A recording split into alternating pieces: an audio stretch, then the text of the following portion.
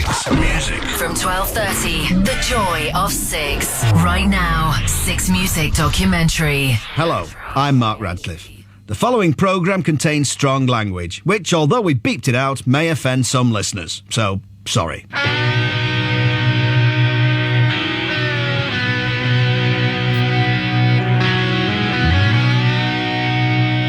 This is Noel Gallagher from Oasis, and what you were about to hear is a story of a band from Manchester. This is the best band in the world, I think, personally.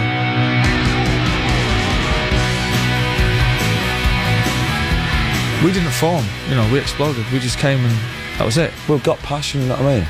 I'm just mad for it. Well, everybody better start giving me thanks and praise now, because I, in fact, rule. He's the box as a songwriter. This is the truth on this day and on this day only, because as you're listening to this, things have probably changed. Have I just contradicted myself? I think I did, didn't I? Why am I allowed to do that? Because I'm a Gemini, see.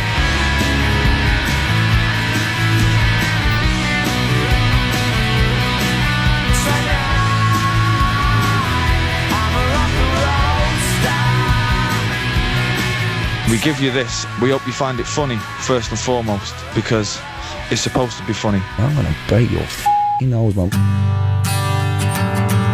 Laugh at the people involved and laugh at the stories. Shut up. You shut up a minute, right, songwriter? Shut the f*** up, man. Don't be too offended by the swearing. I love him, he's top, but he pisses me off, and I piss him off. It's just the way that we are, I think he does it because he's a full stop. Thank you very much.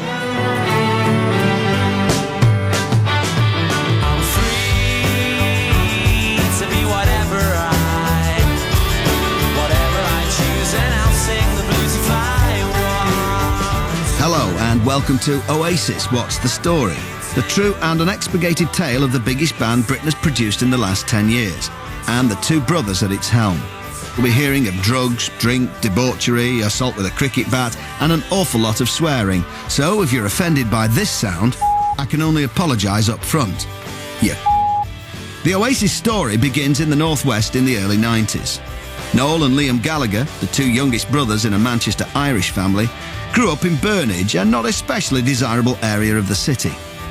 Despite artistic leanings, Noel kept them hidden from his mates. Out of all the people that we knocked about with in Levenshulme, I was the only person that could play musical instrument, and I kept that quite quiet, because if you were artistic in any way, I don't know, they'd almost label you homosexual.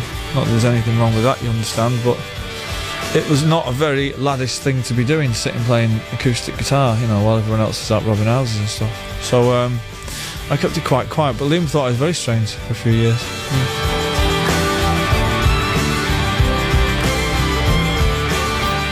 I was a roadie for a band called the Inspiral Carpets from Oldham, and I phoned home to speak to my mum on one of the weekly phone calls, and I asked her how was Liam, and she said he's joined a band, and I said, doing what? And she said, singing, which I thought was quite bizarre, because I'd shared a room with him for, all my life really, until I was about 20, and I moved out, and he'd seen me play the guitar, stuff like that, and he'd never expressed any interest in music whatsoever. There's a commonly held assumption that the band Liam Gallagher joined was called Rain, and it wasn't until big brother Noel came along that the band was named Oasis. Not for the first time in his life, Liam disagrees with the accepted version of events. Rain was nothing to ever do with me, and I have to get this point across. The Rain was Tony McCarroll, Paul McGuigan, Chris Sutton and Bonehead, and that was it. And they played in a pub in a Milestone, I never. So we get this across. They used to do a little thing with Griggs, who played bass in Oasis, sort of used to get together at each other's house. Paul Bonehead Arthurs, Oasis rhythm guitarist from the band's inception until 1999. He was on bass, I was on guitar, we had a drum machine. To pass the nights, really, no money. Couldn't go out, obviously, so we were into music. So we just used to jam around at each other's houses and whatever. Someone else got involved, another lad, Chris, on vocals. We sort of went from there, really. And they got rid of Chris Sutton, and then they heard I wanted to be in a band. I was trying to get a band together just for a laugh. I didn't know how to sing, so I don't know why I'd want to get a band together. I didn't know anyone who could play guitar, so I don't know why I thought I could even possibly get that together. And then they give me a ring, and then they say, look, we've sat down and singer, would you want to come down? So we went down, and that was it. And then they went, right, we think you're cool. And I went, right, well, I think it's cool. I'll join, but we have to sack the name. The name's goes, you know what I mean? So then, ever since that, before I even sang a note, we were called Oasis. It just come from a wall. in my bedroom, there's a poster on the wall, it said Oasis, and I was looking for something with one word, not the something, or 3 words. I just wanted something that just went bang, Oasis, you know what I mean?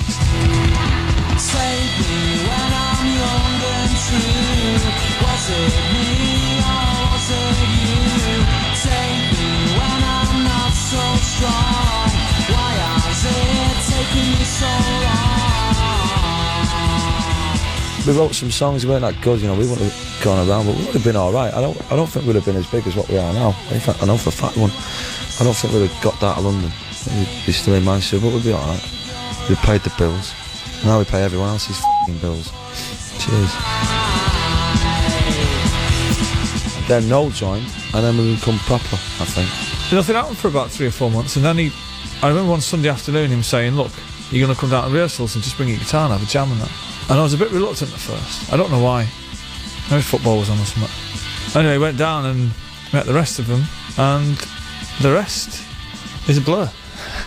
With Noel on board, Oasis began to take shape. Gallagher Sr. provided the songs, and a regime of full-on gigging began, often relying on nothing but front to blag their way onto the bill.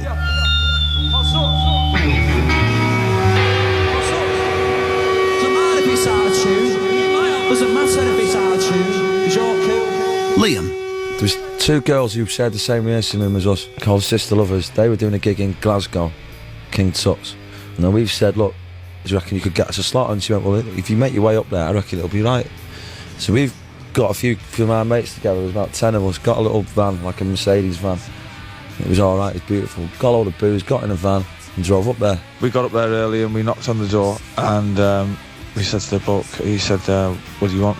And he said, well, we come to play. And he said, who are you? And we said, Oasis. And he said, there's nobody called Oasis playing here tonight. Going, yeah, but look, come on, just give us, let's just play and all that. We were pretty drunk. After the bit, it got a bit, it was like, come on, you, like that. There might have been a little bit of violence, but there was nothing that burning the place down. So anyway, he eventually goes, right, go on, and because when you're getting mithered by 10 Mancunians drunk, because we don't know how to shut our mouths. We've come all this way, at least you can do is just let us go on and do a few songs. I don't think there was an argument, but he was quite persistent, but then again, so were we. And he let us go on and do 4 songs. Now, unbeknown to us, Alan McGhee had missed his train back to London, and he had an hour to kill, and somebody told him that his ex-girlfriend's band were playing in King Tut's Wawa Hut. Incidentally, possibly the shittest name for a club in the history of rock and roll. And he came along, and as he walked in, we were just going on stage, and we played Bring It On Down, Up in the Sky, I Am the Walrus, and I can't remember what the other one was. And McGhee called me up, kind of in a stupor from Glasgow, and he said, I've just seen this band at King Tut's Wawa Hut. Tim Abbott, marketing director at Creation Records. At that particular time, Creation was massively in the red. His words were, this'll turn the company around, they're amazing, they're half Pistols, half Stones, half Stone Roses. I'm sending them down to see you. Another clincher, I suppose, was like when they walked off, I'm the Walrus was just blaring out, they like a load of feedback from Noel, and the kid walked off early. Liam used to walk off first, and I used to leave my guitar feeding back and walk off second, and we used to go to the back of the club and watch the other 3, Bonehead Griggs and Tony McCarroll, sort of finish the tune. And as the tune was still going on, Alan McGhee came up and said, what's your band called? And I said, Oasis. And he said, have you got a record deal? And we said, no. And he said, do you want one? And I said, who with? And he said, Creation. And I just said, yeah. And that was it. Being careful not to crack his mank cool, Liam remained singularly unimpressed. I didn't even know who Alan McGhee was. I didn't even know who Creation Records was. Didn't know who Teenage Fan Club were. Didn't know who any of these bands were. Primal Scream. Asked. They bowled into the office. Liam in this kind of amazing green cagoule, like a mousy feather cut. And his presence was amazing. He just walked around the office as if he owned it. And Noel looked like he'd just come off a site. His big brows. He was the guy you talked to, and he knew he got the music. And it's whether we could meet his aspirations, which is a bit different for a record company actually being interviewed back. I remember sitting there talking about football, Rod Stewart, the Beatles, Stones, women, and then they just went, right, so what record in? Went, yeah. By that time, it was starting to leak out that, there's this phenomenal Manc band around. But I think Noel was very loyal to McGhee, and Marcus just came in with a game plan which exactly mirrored what we would have done, really. Maybe I don't really wanna know how your garden grows, 'cause I just wanna fly. The main thing for me when you have a new act is to get them to connect with their audience and who you think's going to like them, rather than getting them to connect with people in the music industry. Marcus Russell, the band's manager throughout their career. We spent all our time playing live shows and connecting with who we thought were going to be the kids and the music lovers who were going to like the band. And a lot of people don't realise the band toured from June to December in '93, more or less non-stop. That was before they even went near a recording studio to cut any of their records. Of course, we all know the Oasis records off by heart. But what did they sound like before they got into the studio? Here's a few bits of early demos and live recordings.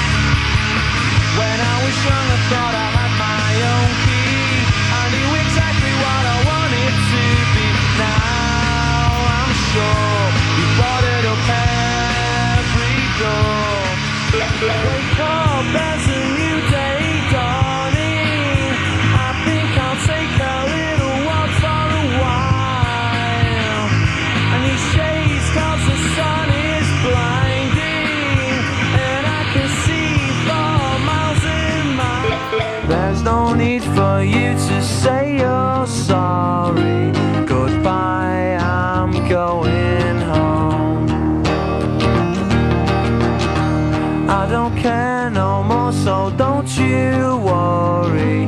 Goodbye, I'm going home. Designated driver Boned remembers the countless nights on the road. I was driving the minibus, so I remember that. So it's like, right, down to the van hire company, get the van, go and pick up Noel, pick up Liam, pick up Gwiggs, pick up Tony, get the map out, find the gig, do the gig. Wow, that was brilliant. It was great fun. I remember that. It was loads of fun. Dead enjoyable, it's just a bunch of mates in a minibus, just, what are we doing, careering down the motorways? It's like, yeah, this is great. Good evening, Great Britain. Hello. Just remember getting in a van, going up and down the country about 25 times and playing these little divvy gigs that were great, you know what I mean? And they were the best days, I think, you know what I mean? I didn't know what we would get that big. I thought we were good. And I knew when we were on the stage there was nothing better than that. And that was it. And I can't remember who come to the crowds, and I just don't know where they come from. Before you knew it, was just loads of people. Journalist Daniela Suave remembers the excitement the band generated on stage. Oh, it just made you want to rebel. I mean, it really just took over. Nothing else mattered when you were at an Oasis gig. You just thought, bloody hell, this is just so wonderful. What was that sound ringing around your brain? Today was just a blur. You've got a head like a ghost train. What was that sound ringing around your brain?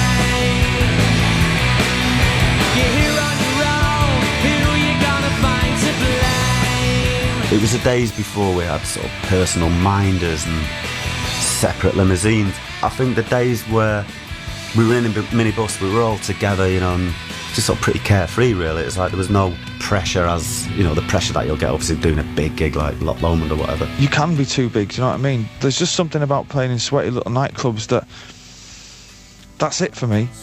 That's where it's at its best. Oasis set themselves apart from a lot of other successful guitar bands, in so much as you can really document Oasis through their live history, not just in the UK but worldwide. In 1994, I had the chance to go to Japan with Oasis for a week, And this was right at the very beginning of the madness that would sort of turn them into the great sort of musical monster they became. When I first went there, I thought, right, this is it, this is the Bollocks, the Beatles, it's great. It was berserk when we went there. We could literally not leave the hotel. We went to do the gigs and then from the gig back to the hotel, and we managed to have a couple of nights out, but we sell more records now in Japan than we do anywhere else. We're still, even when we go over there now, it's like we're bigger than U2 over there. We're bigger than the Beatles out there. We were in this club in Osaka called Club Underground.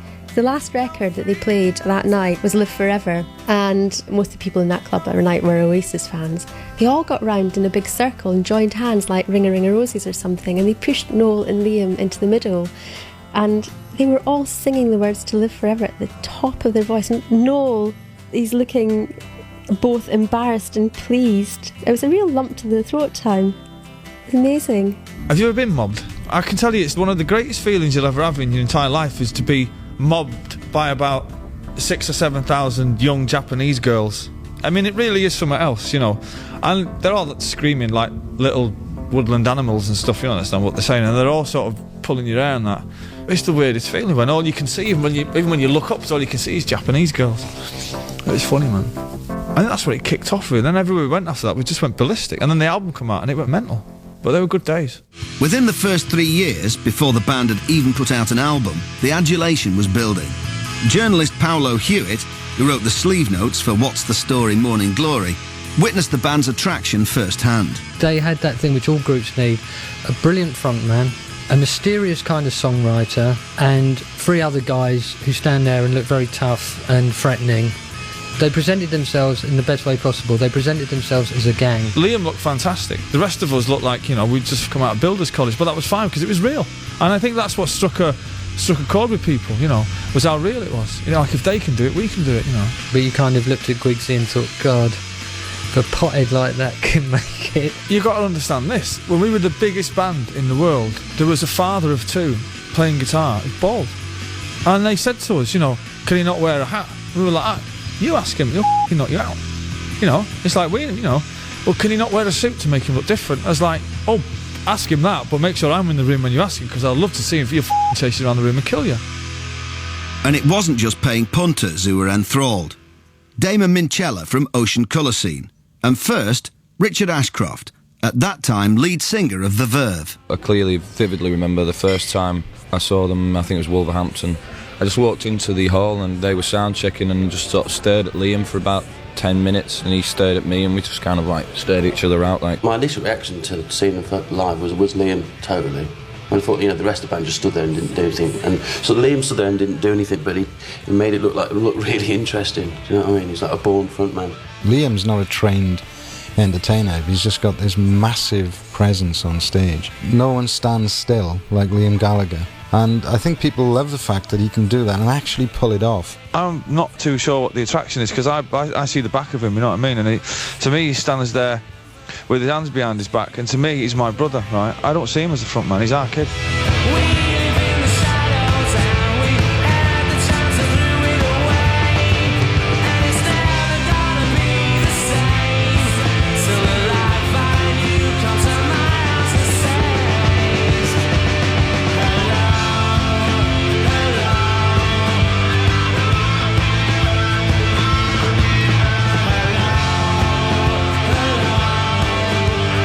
People turn around and go, so how can you just stand there? And it's like, well, you try and go on and think you're jumping Jack Flash in front of 10 of your mates from Manchester and 10 other geezers pissed up at the bar.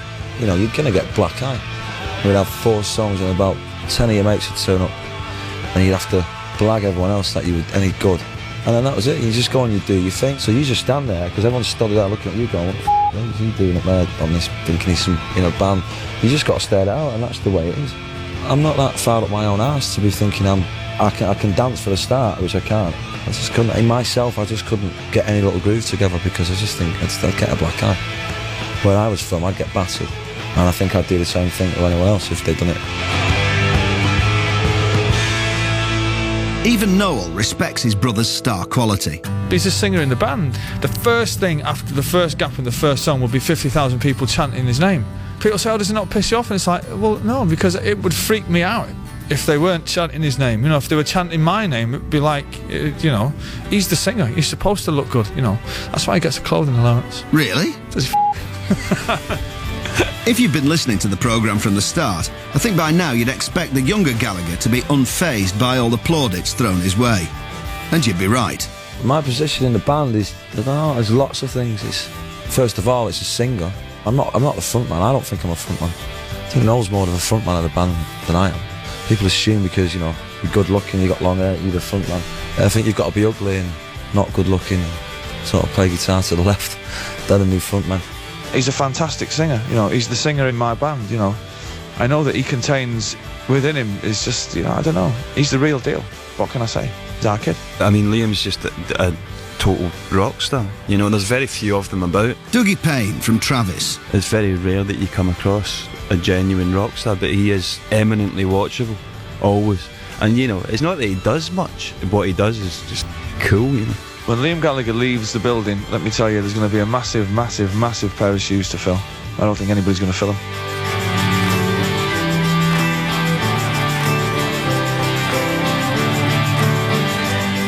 The band started making waves in the music press, but the only thing they seemed to care about was the feuding Gallagher brothers. The next step on the Oasis path to world domination was to get the records played on the radio, and especially on Radio 1's influential evening session. Presenter Steve Lamard. First time I heard Oasis, I think I was a bit flummoxed actually, because it was the Columbia 12-inch promo, which I don't think was as immediate a song as some of the other things which were probably around at the time. What you needed was to actually see Oasis live or see the photos or get the general gist. Out of the blue on its own, it was a good record, but it came in a whole bundle, I seem to remember, of new creation releases, but obviously this was the most important one. Paolo Hewitt. Oasis were the first classic rock band to have come along in ages. They just cut through, so they had the image, they had the sound, they had the songs, and they had the attitude. And once you've got all those elements in place, the only way is up. There was change going on socially, there was certainly change going on musically. I think to a certain extent there was also change going on politically, and straddling all these things in the middle was Oasis.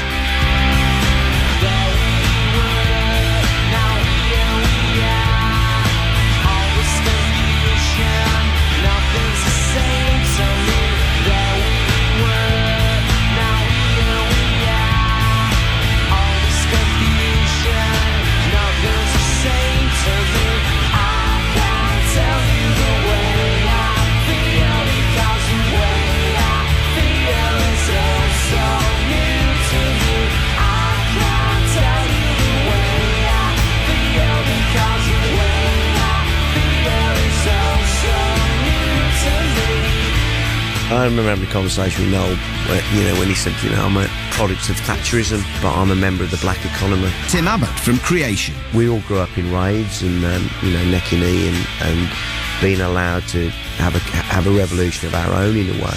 And that mentality was Noel's mentality, I think. He saw his band very much as his business, and that he got the tools from Thatcher driving people down underground, For me, Oasis represent working class culture, and it isn't all just about Ponzi students or moaning about how crap life is. You know what I mean? There's something else as well going on. The mod father himself and one of Noel's heroes and friends, Paul Weller. And I think Oasis more than anything else really just kick-started the 90s really. I mean, I think it was kind of right from the end of the 80s with the Roses and the whole kind of sort of crossover with dance music and stuff. I mean, it was kind of something was sort of bubbling there, and I just think they kind of sort of give it a kick up the arse as well, which it needed.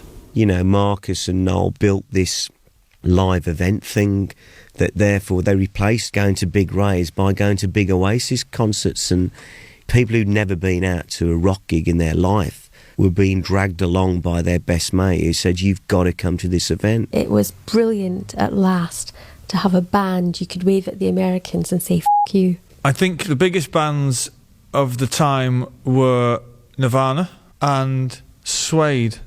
Although Damon Albarn, I hate me for saying that, but, I remember hearing Animal Nitrate on the radio thinking, you bastards, because I was just about to write that song. I reckon I was about a month away from writing that song, and he got there before me, Bernard Butler. I've always hated him for that. And then all of a sudden Oasis came along, and it didn't copy Nirvana, it had nothing to do with that, it was just resoundingly British, and that was so fantastic.